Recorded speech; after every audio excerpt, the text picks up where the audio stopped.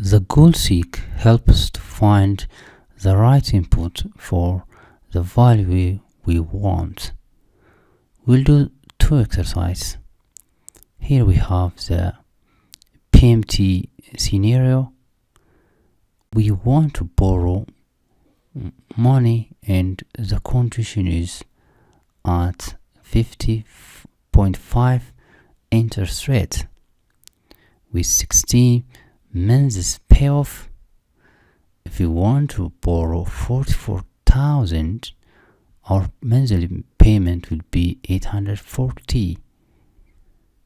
If we can't afford paying 840 every month and we want to increase the term of payments instead, how can we adjust it?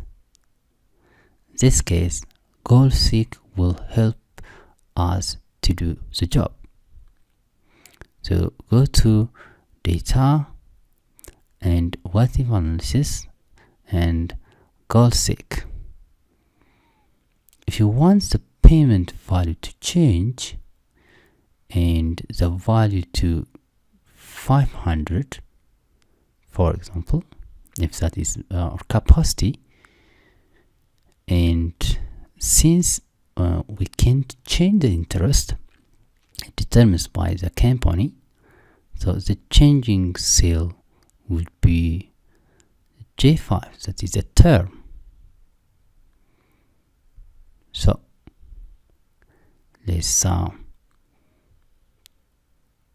process, and now the term of payment will set to 130. With this term, I can afford $500 every month. Let's try another example. Here we have list of salary and the company became profitable and increase their salary by this percent, 2.21%. The sum of the total salaries around 53 million, as you can see, but the company has a capacity to increase up to 55 million. How can we figure out this increase rate? Let's first find the sum of the new salary. The sum will be around 53 million and 251,000, and use the GoalSeek. You go to again data and click GoalSeek, and now select the total and